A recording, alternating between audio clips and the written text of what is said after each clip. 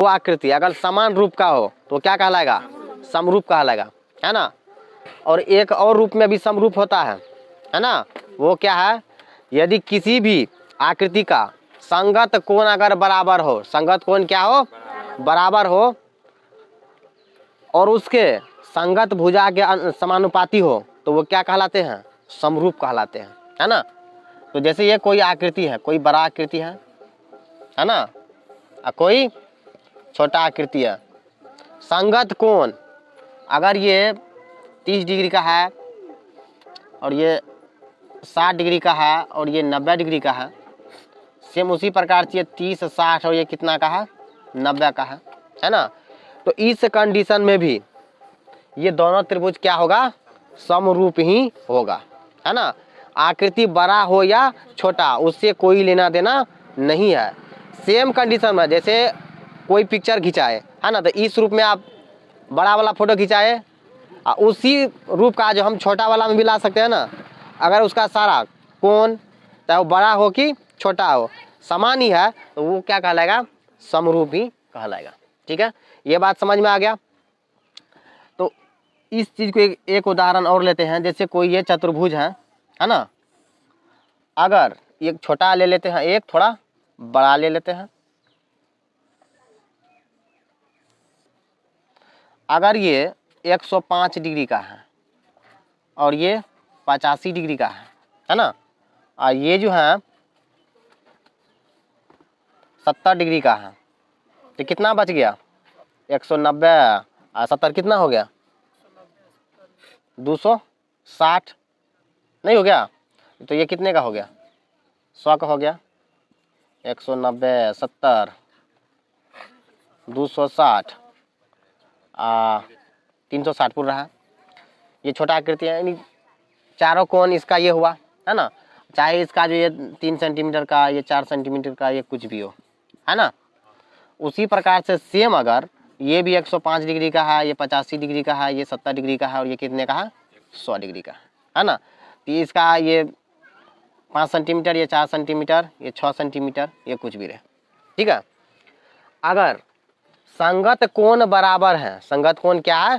बराबर है, तो ये दोनों आकृति क्या कहलाएगा? समरूप कहलाएगा। संगत कोण का मतलब सामने वाला कोण। जैसे यहाँ पर 105 डिग्री है तो सेम यहाँ पर भी कितना होना चाहिए? 100। यहाँ पर 85 डिग्री तो यहाँ पर भी 85 डिग्री, यहाँ पर 70 डिग्री, यहाँ पर भी 70 डिग्री, और यहाँ पर 100 है तो यहाँ पर भी क्या है? 100 है। तो इस तरह का आकृति भी क्या कहलाएगा? समरूप कहलाएगा। और सर्वांगसम के लिए तो हम 4 नियम बताए थे। सर्वांगसम जो है क्या होता है? उसके लिए 4 कंडीशन है। या तो तीनों कोण बराबर होना चाहिए। क्या होना चाहिए? तीनों कोण बराबर होना चाहिए। तीनों कोण बराबर होना चाहिए।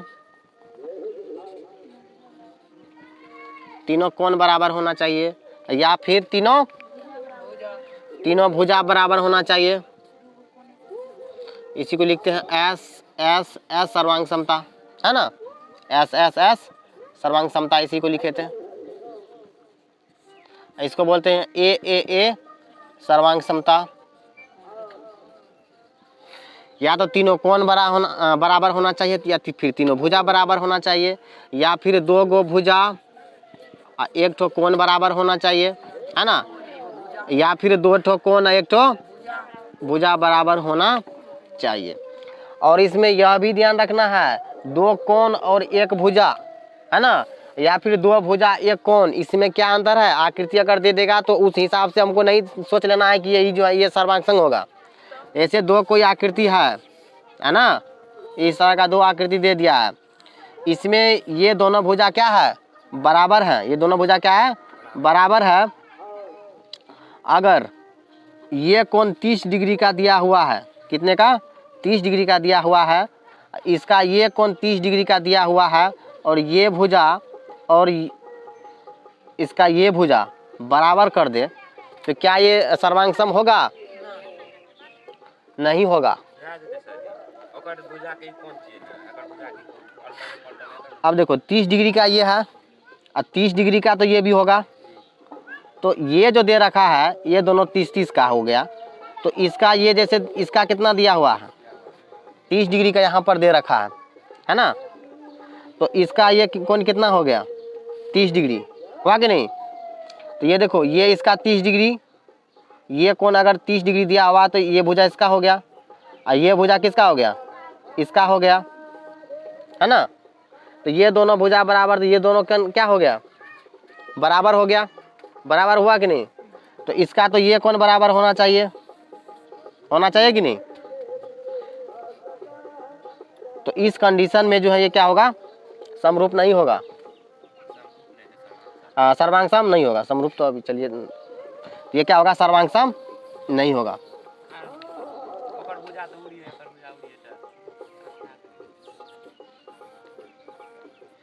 अब देखो, जैसे कि दो भुजा, ये दो भुजा क्या किया है, बराबर कर दिया है। ये दो भुजा क्या किया है, बराबर कर दिया है। तो इसका ये कौन होगा, इसका ये कौन होगा। अगर ये 60 डिग्री दे दिया है ना, और ये इसका यहाँ दे दिया है, और इसका ये और ये कर दिया है, तो इस कंडीशन में ये नहीं होगा, ठीक है।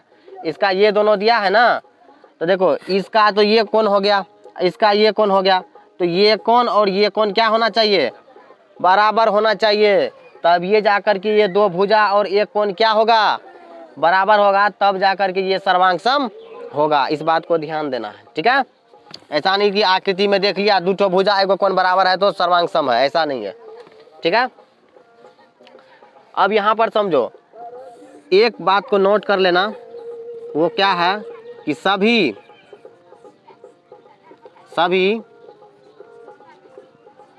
सर्वांग सम आकृति या त्रिभुज, कुछ भी लिख सकते हो, जो भी, सभी सर्वांग सम त्रिभुज समरूप हो सकते हैं। सभी सर्वांग सम त्रिभुज समरूप हो सकते हैं, लेकिन सभी समरूप त्रिभुज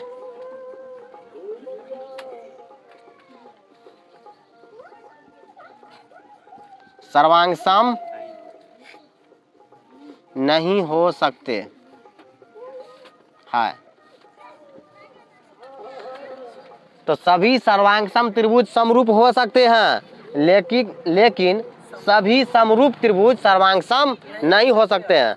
अब देखो क्यों नहीं हो सकते हैं, समरूप, जैसे इसका रूप सेम है तो ये समरूप कहलाएगा, लेकिन समरूप का कंडीशन है कि तीनों भुजा बराबर होना चाहिए, तीनों कोण बराबर होना चाहिए, या फिर दो भुजा एगो कोण, दो ठो कोण एगो भुजा होना चाहिए।